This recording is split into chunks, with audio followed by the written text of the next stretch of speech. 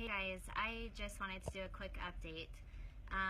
When I was in Portland, David Fry's dad gave me one of these hallelujah pins, and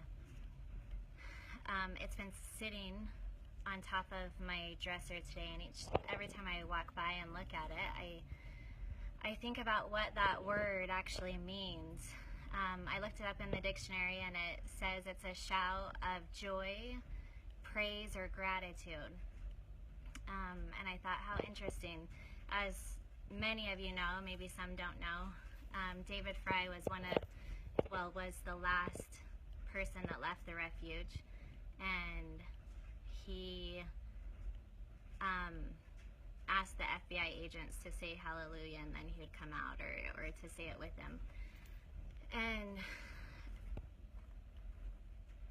we live in a country where we should give joy, praise, and gratitude for being able to live in this amazing country, to be able to have been born into this country.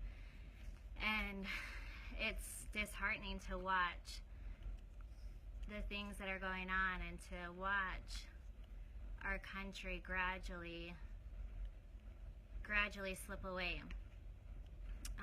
And as Americans, each one of us have the obligation, as American citizens, to leave our country a more righteous, more just, and better place for our children and our future generations. And I truly believe that's an obligation that each one of us have as Americans. We can't sit back idle. We have to be proactive. We have to use our voices and make a stand. A week or so ago, I made a video about David Fry, and I just wanted to give a quick update. So keep in mind, these people are innocent, right? So in this country and in this system, we are supposed to be innocent unless we are proven guilty. So as I'm telling you these updates, please keep in mind that these people are innocent. They're innocent, and this is how they're being treated. So David Fry, I made a video a week or so ago, and it talked about how he is in a jail cell, or he was in a jail cell that had poop, feces, all over the walls, the floors. I mean, just a horrible, horrible situation. And a lot of people commented, how can that be possible? How can that be possible in America? We don't live in a third world country. This is America. How does that happen? When Ryan was placed into segregation or solitary confinement, he talked about how the guy next to him would gather his feces out of the toilet and throw it all over the floor, the walls, everywhere. And so it's possible for this to happen, and maybe they didn't clean it up. I'm not really sure, but David Fry was put into this cell. And so after I made this video, quite a few people called the jail, and Kelly went down to the jail. And because of those phone calls and because of Kelly, we got feedback that he was given cleaning supplies, but then shortly after that, we were told that he was placed in a less desirable cell, an even worse situation, and an even worse cell. So this is America.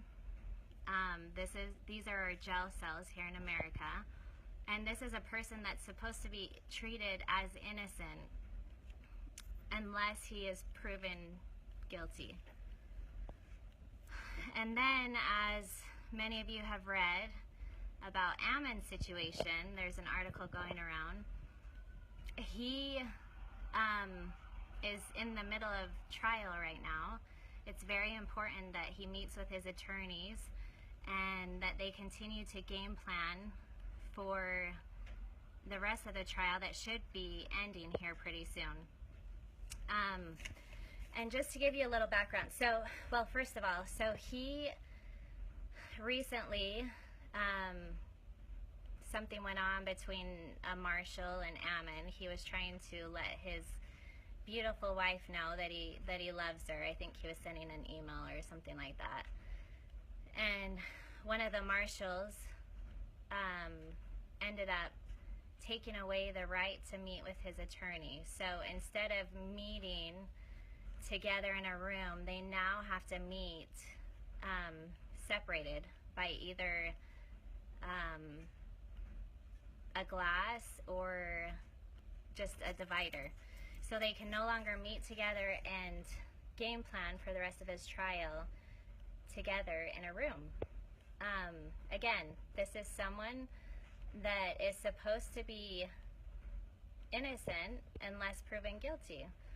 And this is how he's being treated. This same marshal, when we were in Portland, and I've been to Portland quite a few times, and this has never been an issue.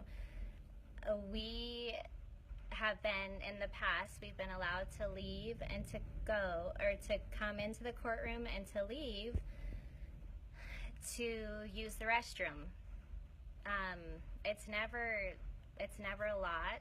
It's very minimal, but sometimes, so we're from a day that starts at 8 o'clock in the morning till 5 o'clock at night. We have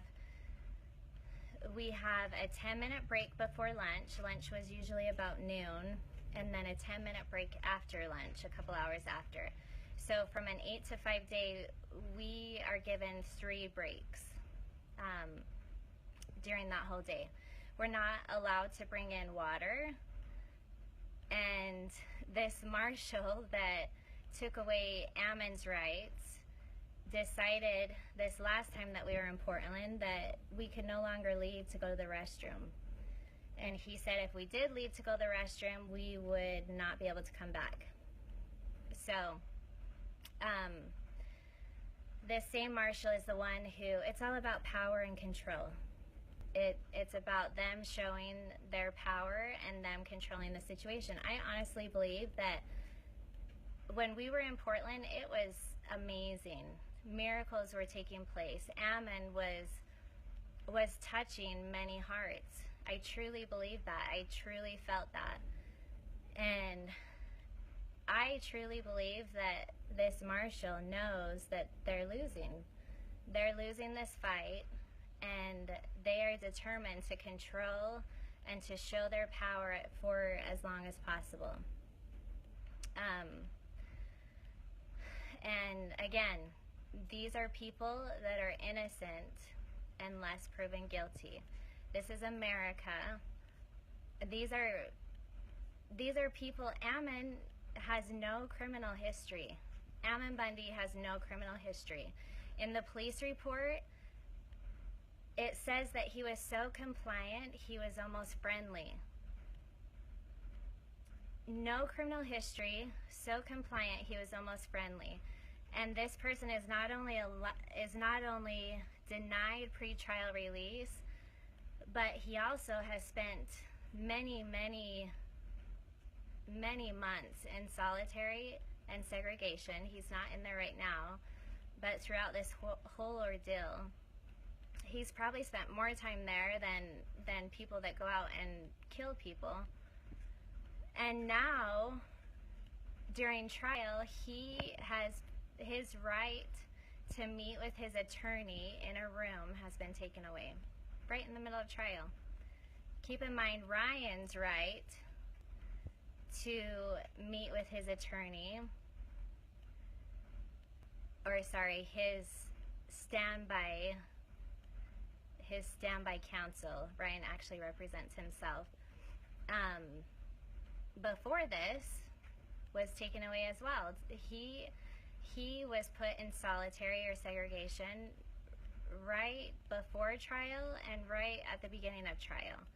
And being your own attorney, that puts you at quite a disadvantage when you're trying to prepare for a trial. So anyways, I wanted to give these updates. I think it's important that Americans understand the reality and understand the situations that are going on here in our country.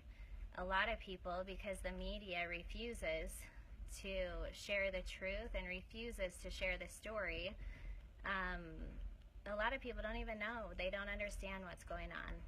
And it's important that we use our voices to let everybody know and to share the corruption that's going on.